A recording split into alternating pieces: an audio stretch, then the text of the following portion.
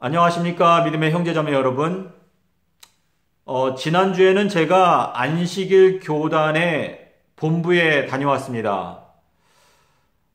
휘경동에 위치해 있는 한국연합회 이단 이설위원회에 제가 가서 위원장으로 계시는 목회부장님께 제가 문서를 제출하고 왔는데요. 그 문서는 다니엘서 안에 있는 7인봉에 관한 문서입니다. 이 다니엘서 안에 인봉하라라는 말씀이 정확하게 7번이 나옵니다. 그래서 그 성경 구절들과 함께 문서를 제가 만들어서 제출을 하고 왔습니다. 그 이단이설위원회에는 성경연구소 소장으로 계시는 임봉경 목사님이 그 위원회에 속해 있습니다. 그리고 어떤 문건이 들어왔을 때 그 문건에 대하여 한국연합회의 입장을 작성하는 책임을 임봉경 목사님이 맡고 있습니다. 제가 지난 6년 동안에 임봉경 목사님께 제가 문서를 통해서 또 카톡을 통해서 또 직접 만나 뵙고 또 전화를 통해서 이제 7년째 호소를 드리고 있습니다. 제가 보건대 한국 안식일 교회의 운명은 임봉경 목사님의 손에 달려 있다라고 말을 해도 과언이 아닐 것입니다. 그만큼 임봉경 목사님의 위치가 중요하기 때문에 제가 지난 6년 동안 임봉경 목사님께 여러 가지로 호소를 드려왔습니다. 빌립보서 2장 10절에 보면은요, 모든 만물이 예수님 앞에 무릎을 꿇게 하실 것이다 라고 말씀을 하셨습니다. 제가 안식일 교단의 성도들과 또 지도자들 분께 제가 하나님 앞에서 정직한 마음으로 말씀드릴 수 있는 것은 이것입니다.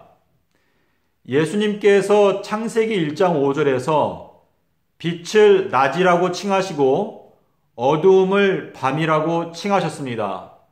그리고 그 예수님께서 이 악하고 음란한 세대를 위해서는 딱 한 가지 징조만을 허락할 것인데 그것이 바로 요나의 징조, 인자의 징조라고 말씀을 하시면서 요나가 물고기 뱃속에서 3일 밤낮 있었던 것처럼 인자도 땅 속에서 지내는 시간이 3일 밤낮이 될 것이다. 그리고 인자는 3일 밤낮 땅 속에서 지낸 후에 부활할 것이다 라고 말씀을 하셨습니다. 마태복음 12장 40절과 마가복음 8장 31절에서 예수님께서 요나의 징조, 인자의 징조를 구체적으로 정확하게 말씀을 하셨습니다. 그런데 안식일 교단은 지난 155년 동안 이 요나의 징조, 인자의 징조를 짓밟아 왔습니다. 그 짓밟아 오게 된 근본적인 원인은 화인 여사의 글, 화인 여사의 입장을 맹목적으로 맹신해 왔기 때문에 그러한 주장을 오늘날까지 계속 해오고 있는 것입니다. 그러나 저는 요한복음 10장 27절에서 예수님께서 부르시는 참된 남은 무리 14만 4천의 특징은 바로 어린 양이 어디로 인도하시든지 따라가는 자이고 내 양은 내 음성을 듣고 나는 그들을 알며 그들은 나를 따르느니라 라고 하는 이 말씀에 따라 하나님의 참된 남은 백성들은 예수님의 음성을 듣고 진리의 편에 서게 될 것입니다. 안식일 교단이 예수님께서 마태복음 12장 40절에서 말씀하신 인자가 땅 속에서 지내는 시간이 3일 밤낮이다 라고 하는 이 말씀을 계속 거부하고 짓밟게 된다면 안식일 교단에는 희망이 없다는 것을 제가 여러분께 제 소신껏 경고를 드립니다.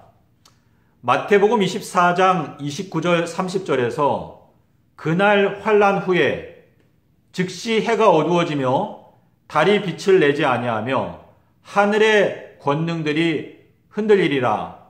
그 다음에 인자의 징조가 하늘에서 나타나지겠고 그 다음에 인자가 영광의 모습으로 구름을 타고 오는 것을 보게 되리라 라고 말씀을 하셨는데요.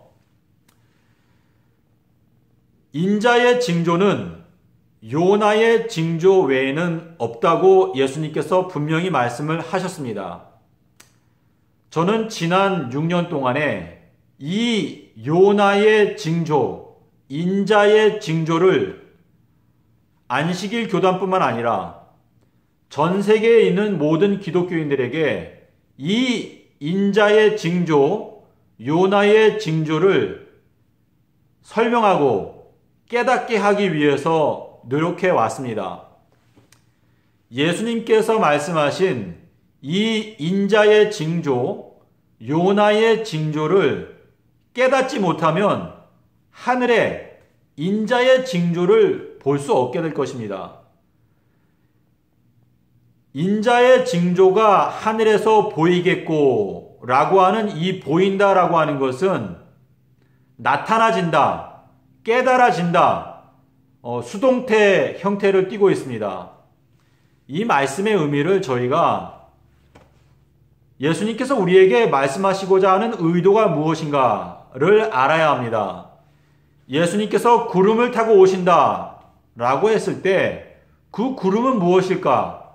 그리고 그 구름 속에 예수님께서 앉아 계시는데 그 예수님의 보좌 주위에는 무지개가 둘려 있다 라고 설명을 하고 있습니다.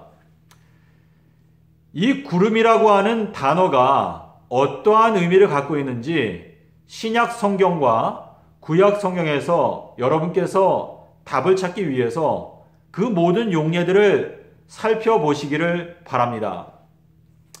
예수님께서 노아 홍수가 끝나고 나서 내가 구름 속에 나의 무지개를 두었다. 이 무지개라고 하는 이 단어는 원래는 활, 우리가 이렇게 활을 쏘지 않습니까? 활이라고 하는 단어에 대해서 사람들이 무지개라고 하는 단어를 붙인 것입니다. 그래서 내가 구름 속에 활을 두었다 라고 말하면서 그 무지개는 언약의 표징이다 라고 말씀을 하셨습니다.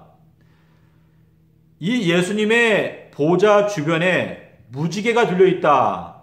그래서 예수님께서 재림하신다는 것은 예수님께서 영원한 언약, 내가 너에게 영생을 주겠다 라고 하는 그 영원한 언약을 갖고 구름을 타고 오시는데 이 구름이라고 하는 것은 히브리서 12장 1절에 보시면 구름과 같은 허다한 증인들이다 라고 설명하고 있습니다.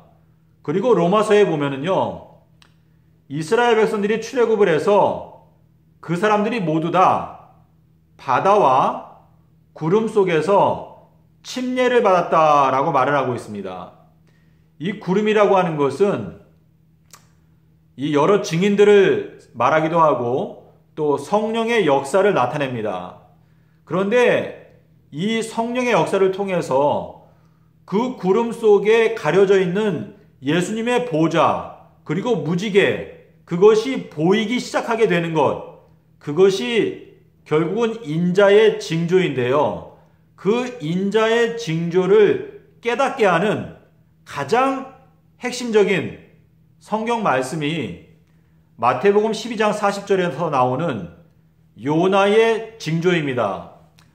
예수님께서 땅 속에서 3일 밤낮을 지내신 그 비밀을 깨닫게 될 때에 저희들은 구름에 가려져 있었던 언약의 왕 예수님께서 다시 오시는 그 모습이 보이기 시작하게 됩니다. 그래서 마태복음 24장 29절 30절에서 말씀하시기를 그 다음에 인자의 징조가 하늘에서 보이겠고 라는 말씀이 있는데요. 마태복음 24장 29절에서 그날 환란들 후에 즉시 해가 어두워지고 달이 빛을 내지 아니하며 이런 말씀이 있는데요. 해가 어두워진 사건은 지난 중세기 암흑기 때 많은 기독교인들이 핍박을 당했습니다. 그 환란의 시간이 지나가고 나서 1780년도에 갑자기 해가 어두워지던 사건이 있었습니다. 그게 1780년 5월 19일에 갑자기 대낮에 해가 어두워진 사건이 있었고, 그리고 별들이 하늘에서 떨어지며 그것은 1833년 11월 달에 뉴욕 그 지역에서 하늘의 별이 이 유성들이 소낙비처럼 떨어지던 사건이 있었습니다. 그래서요, 이 마태복음 24장에서 그날 환란 후에 해가 어두워지고 또 별들이 떨어지는데 그 다음에 인자의 징조가 하늘에서 보여지겠고 깨달아지겠고 그 다음에 인자가 영광의 모습으로 구름을 타고 오는 것을 너희들이 볼 수 있게 되리라 라고 말씀을 하셨는데요. 이 말씀을 여러분께서 성경을 자세히 살피다 보면 예수님께서 우리에게 말씀하시고자 하는 의미가 무엇인지 깨달을 수 있게 됩니다. 믿음의 형제자매 여러분, 제가 7 인봉에 대해서 말씀을 드리다가 제가 여기까지 왔는데요. 다니엘서 안에 인봉하라 라는 말씀이 7번이 들어있습니다. 그리고 이 7 인봉에 그 비밀을 깨닫는 사람들이 14만 4천으로 인침을 받게 됩니다. 그러므로 여러분께서 이 전 세계를 다 뒤져도 다니엘서 안에 7 인봉에 대해서 여러분에게 설명을 해줄 수 있는 신학자나 또는 박사들을 찾기 어려울 것입니다. 고린도전서 1장 27절의 내용을 여러분께서 한번 읽어보십시오. 거기에 보면은요, 사도 바울의 전도를 통해서 예수님을 믿게 되었던 그 사람들에게 사도 바울이 이렇게 말했습니다. 너희들 중에서 능력 있는 자가 많지 아니하고 또 부한 자가 많지 아니하고 지혜로운 자가 많지 아니하지만 하나님께서 말세에 너희와 같이 비천한 사람들을 택하셔서 이 세상에서 지혜 있다고 생각되고 또 능력 있다고 생각되고 부자라고 생각되는 그 사람들을 부끄럽게 할 계획을 갖고 계시다 라고 말씀을 하셨는데요. 마태복음 11장 25절에서 예수님께서 하나님 아버지께 이렇게 기도를 했습니다. 천지의 주제시여 이것을 지혜 있는 사람들에게는 숨기시고 어린 아이들에게는 이것을 나타내 주신 것을 감사하나이다 라고 말씀을 하셨습니다. 믿음의 형제자매 여러분, 저는 여러분께 제가 다니엘서에 나오는 7 인봉의 내용들을 제가 깨닫고 그리고 그 내용에 대해서 제가 조심스러운 마음으로 2023년도 4월 1일부터는 1260일 동안 비가 오지 않게 될 것이다 라고 하는 예언을 제가 말을 했습니다. 그리고 예수님께서는 2030년 4월 18일에 재림을 하시게 됩니다. 그런데요, 이 다니엘서에 있는 이 예언의 말씀을 여러분께서 깨닫게 되시면은요, 정말 이 말세에 특별히 기독교인들이 전부 다 멸망당하게 될 위기에 와 있다는 것을 깨닫게 되고, 여러분이 그 말씀을 깨닫는 순간에 여러분 스스로도 모든 유혹을 물리치고 예수님께 올인 할 수 있는 그러한 정신적인 자세를 갖출 수 있게 될 뿐만 아니라, 그리고 멸망해 가는 이 세상을 향해서 정말 분명한 나팔 소리를 내고 싶은 그러한 사명을 여러분께서 느끼고, 또한 그 사명에 여러분 자신을 헌신할 수 있게 될 것입니다. 여러분, 솔로몬이라고 하는 이름의 뜻에는 겉옷, 우리가 입는 겉옷이라고 하는 의미가 들어 있습니다. 신명기 29장에 보시면은요, 이스라엘 백성들이 40년 동안 광야 생활을 하는데 그 옷이 헤어지지가 않았습니다. 근데 거기에서 너희들의 옷이 헤어지지가 않았다라고 말할 때 그 옷이라고 하는 단어가 솔로몬이라고 하는 단어입니다. 여러분, 이 솔로몬이라고 하는 것은 샬롬온, 샬롬 하면은 평화라는 뜻인데요. 솔로몬은 이 평화라고 하는 뜻입니다. 그런데 이 평화라고 하는 동일한 단어가 신명기 29장에서 겉옷, 이 겉옷이라고 하는 단어와 똑같은 단어인데요. 저희들은 예수 그리스도로 옷을 입어야 합니다. 근데 이 예수님은요, 솔로몬이 지혜의 왕이죠. 그런데 예수님께서 솔로몬보다 더 큰 이가 여기 있느니라 라고 말씀을 하셨습니다. 예수님은 이 솔로몬은 예수님을 나타내는데 예수님은 지혜의 근원이십니다. 그래서 이 말세에 저희가 예수 그리스도로 옷을 입는다라고 하는 것은 예수님께서 갖고 계신 그 지혜를 우리가 나누어 받는다라는 뜻인데요. 다니엘서 12장 10절에 보시면 이렇게 말씀하셨습니다. 악한 자들은 악을 행하리니 악한 자는 아무도 깨닫지 못하되 오직 지혜 있는 자는 1335일의 비밀을 깨닫게 되리라 라고 말씀을 하셨습니다. 믿음의 형제자매 여러분, 어떤 분들은 저에게 이렇게 말을 합니다. 아니, 그러한 예언 같은 거 우리가 다 깨닫지 못해도 우리가 이웃을 사랑하고 또 하나님을 사랑하면 되는 것이지 왜 그렇게 골치 아프게 예언의 말씀을 그렇게 연구를 하느냐 라고 저에게 말씀을 하시는 분들이 있습니다.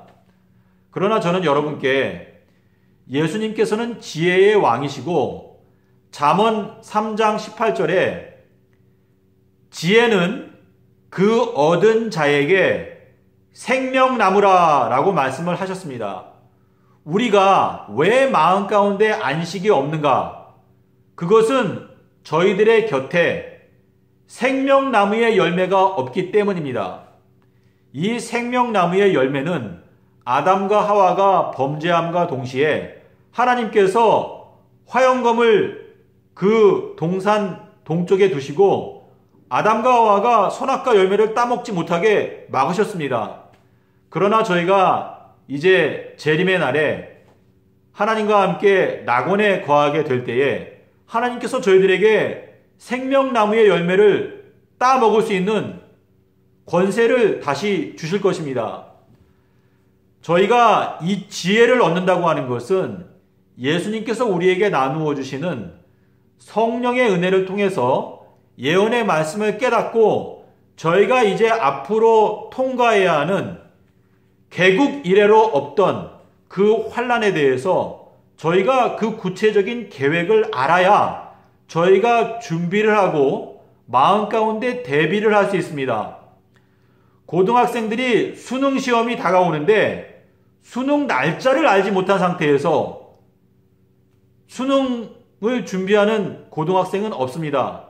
고등학교 1학년으로 입학할 때부터 내가 고등학교 3학년 가을이 되면 내가 수능 시험을 보고 이제 대학교에 입학을 해야 하는데 그 목표를 두고 열심히 공부를 하는 것입니다.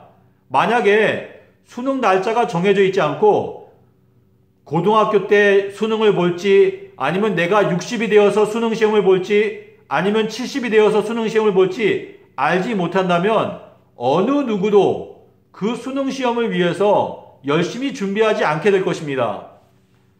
믿음의 형제자매 여러분, 마태복음 13장 11절에서 예수님께서 말씀하셨습니다. 천국의 비밀을 아는 것이 너희들에게는 허락이 되었지만 저 사람들에게는 허락이 되지 않았다 라고 말씀을 하셨는데요. 예수님께서 허락해 주시는 사람들이 예언의 말씀을 깨닫게 되는 것입니다. 그러나 이 세상에 아무리 지혜로운 자라 할지라도 예수님께서 허락하지 않는 자들은 다니엘서 안에 있는 이 7 인봉을 결코 깨달을 수 없게 될 것입니다. 제가 한국연합회 안식일 교단에 찾아가서 이 문서를 제출한 것은요, 안식일 교단의 지도자들 중에서 다니엘서 안에 있는 7 인봉을 설명하고 해석할 수 있는 사람이 있는지 여러분께서 전 세계를 다 뒤져서 한번 찾아보십시오. 여러분에게 그 문제에 대해서 설명을 해줄 수 있는 사람이 단 한 명이라도 있는지 찾아보시기를 바랍니다. 저는 안식일 교단의 지도자들에게 제가 강력하게 권고를 드립니다. 안식일 교단의 지도자들은 다니엘서 안에 있는 7 인봉을 연구하고 깨닫기 위해서 노력하고 그리고 그 내용을 백성들에게 알려줘야 합니다. 마태복음 24장 45절에서 예수님께서 이렇게 말씀을 하셨습니다. 충성되고 지혜로운 종이 되어서 그 집 주인에 맡겨진 사람들에게 때를 따라서 양식을 나누어 줄 자가 누구냐? 라고 예수님께서 물으셨습니다. 안식일 교단의 지도자 되시는 여러분, 저는 비천한 사람이지만 제가 여러분께 이 말씀을 드리는 것은 제 마음 가운데 깊은 부담을 갖고 그리고 살아계신 하나님 앞에서 제가 이 일을 반드시 해야 한다라고 느끼기 때문에 제가 여러분께 이 말씀을 드리는 것입니다. 안식일 교단은요, 먼저 큰 안식일에 대해서 깨달아야 합니다. 우리가 나음을 입게 된 것은 예수님께서 채찍에 맞았기 때문에, 못에 찔렸기 때문에, 창에 찔렸기 때문에 우리가 나음을 입은 것입니다. 예수님께서 천지창조를 했기 때문에 우리가 나음을 입은 것이 절대 아닙니다. 예수님께서 천지창조를 하셨지만 아담과 하와는 그 예수님의 사랑을 알지 못하고 예수님을 의심했습니다. 그래서 선악과를 따먹었고요. 그 병든 아담과 하와의 마음, 하나님께 대한 오해로 말미암아 마음이 어두워진 그 아담과 하와의 그 오해를 풀어주시기 위해서 예수님께서 십자가에서 죽으신 것입니다. 그 십자가에서 죽으실 때에 제정된 것이 바로 큰 안식일입니다. 이 큰 안식일이 바로 큰 계명이고 이것이 새 언약의 표징입니다. 예수님께서 서기 30년 수요일에 십자가에서 죽으시고 그 십자가에서 죽으시면서 다 이루었다 라고 말씀을 하시면서 큰 안식일을 제정하신 것입니다. 예수님께서 십자가에서 우리에게 주신 안식은 창조 당시에 주신 안식보다 훨씬 더 큰 안식입니다. 그래서 그 안식일을 저희가 큰 안식일이라고 부르는 것입니다. 이 큰 안식일을 깨닫지 못하면 예수님께서 큰 안식일에 재림하신다는 것을 깨닫지 못하고, 그리고 큰 성, 새 예루살렘, 평화의 도성, 큰 안식이 있는 그 새 예루살렘에 들어갈 수 없게 될 것입니다.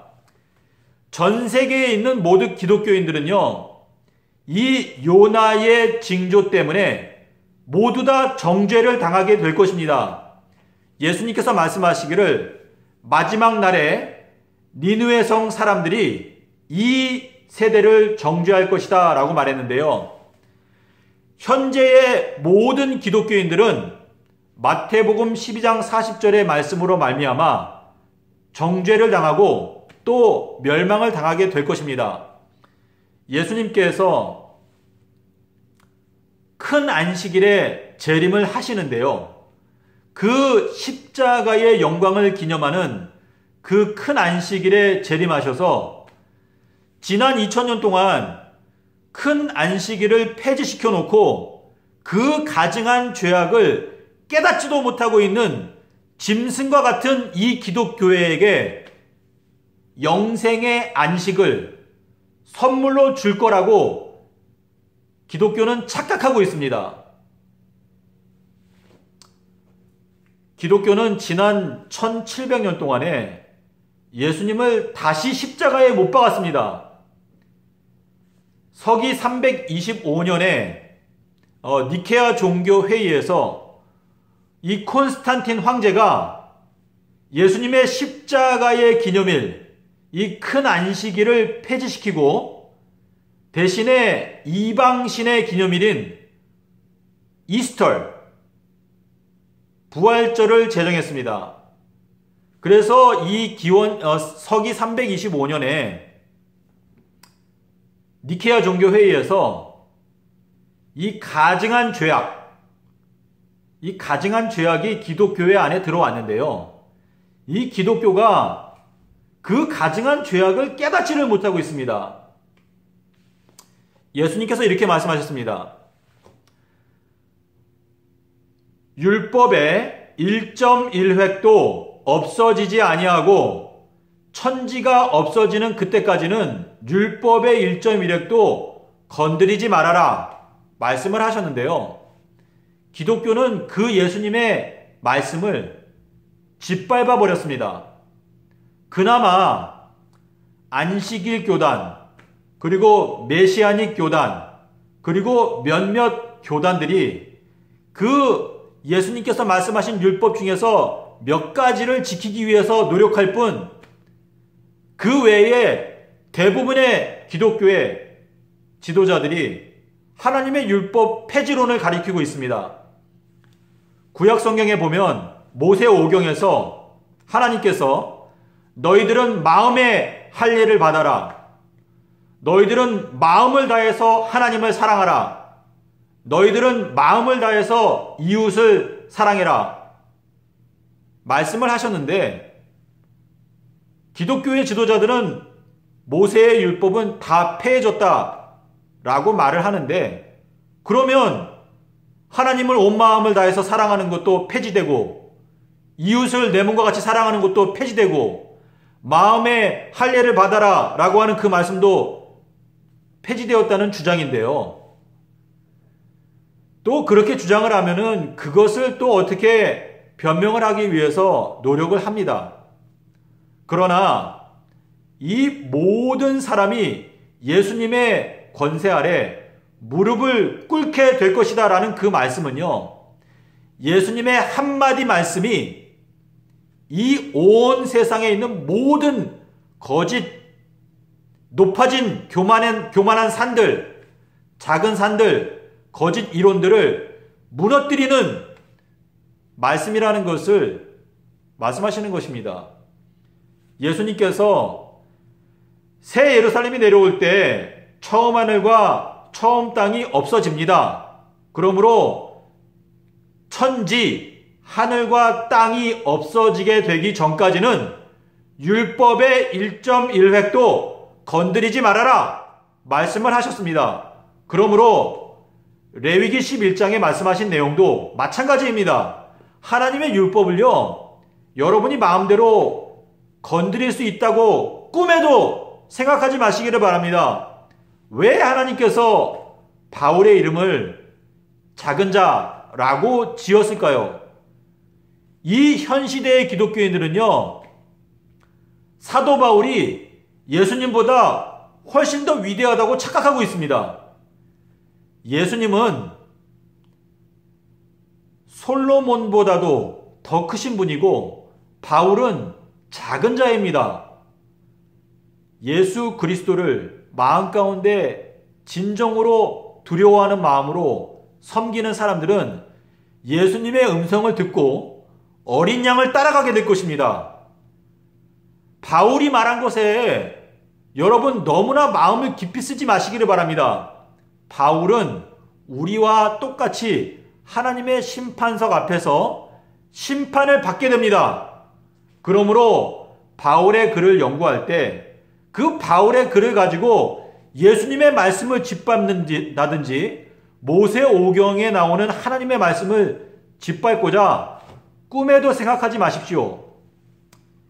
이 계명 중에서 지극히 작은 것 하나라도 버리고 그와 같이 가르치는 사람은 천국에서 지극히 작다 일컬음을 받게 되리라 말씀을 하셨습니다. 기독교인 여러분, 저는 여러분께 제가 강력하게 여러분께 권고드리고자 하는 것은 이것입니다.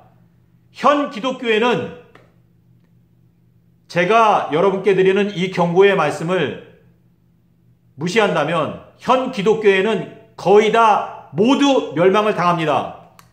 이사야서 16장 7절의 말씀에서 감람나무 가지 끝에 열매 두세 개가 남은 것처럼 이스라엘의 운명을 그렇게 하시겠다라고 하는 그 경고가 현 기독교회에 적용이 될 것입니다.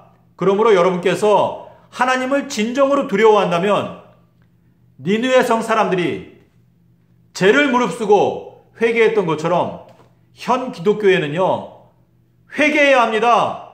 예수님께서 땅 속에서 3일 밤낮 지내셨다 라고 하는 이 한마디 말씀, 이 말씀 때문에 현 기독교회는 정죄를 당하게 될 것입니다. 예수님께서 십자가에서 세우신 십자가의 기념일, 큰 안식일, 이 큰 안식일을 폐지시켜버린 기독교의 죄악은 가증한 죄악입니다. 그리고 이 가증한 죄악 때문에 기독교는 큰 안식일에 재림하시는 예수님을 깨닫지도 못하고 큰 성, 새 예루살렘에도 들어가지 못하게 될 것입니다. 여러분께서 하나님을 진심으로 두려워한다면 모세 오경에서 말씀하신 하나님께서 가라사대를 두려운 마음으로 생명을 붙잡는 것처럼 붙잡게 되시기를 바랍니다. 말라기서 4장에서 말씀하셨습니다. 선지자 엘리야를 하나님께서 보내실 건데 그 다음에 말씀하시기를 너희들은 호렙산에서 모세를 통하여 말씀하신 그 말씀들을 기억하라 라고 말씀을 하셨습니다.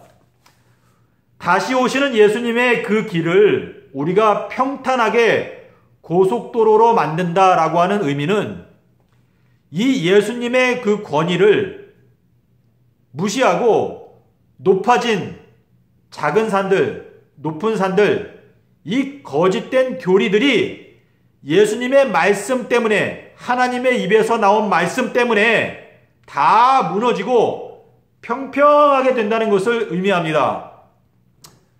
저는 여러분께 말씀드립니다. 예수님의 말씀으로 사도 바울의 글을 판단하시기를 바랍니다.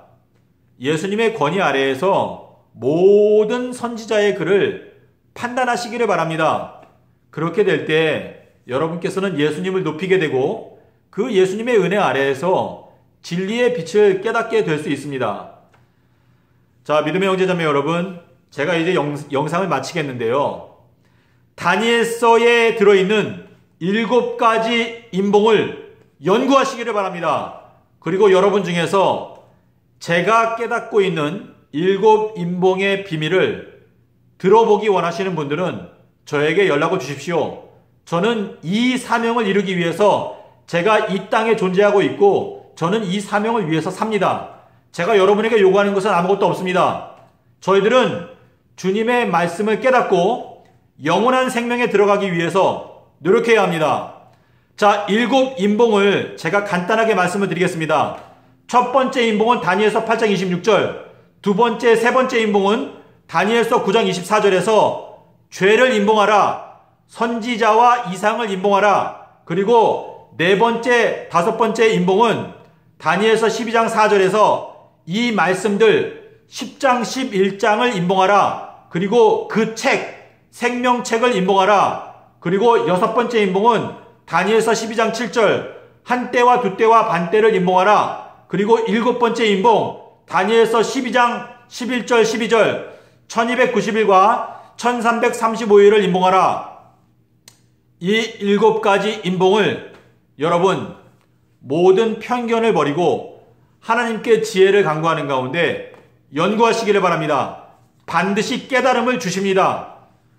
그리고 제가 여러분께 말씀드리는 것은요, 여러분께서 평신도라 할지라도 히브리어, 헬라어를 연구하십시오.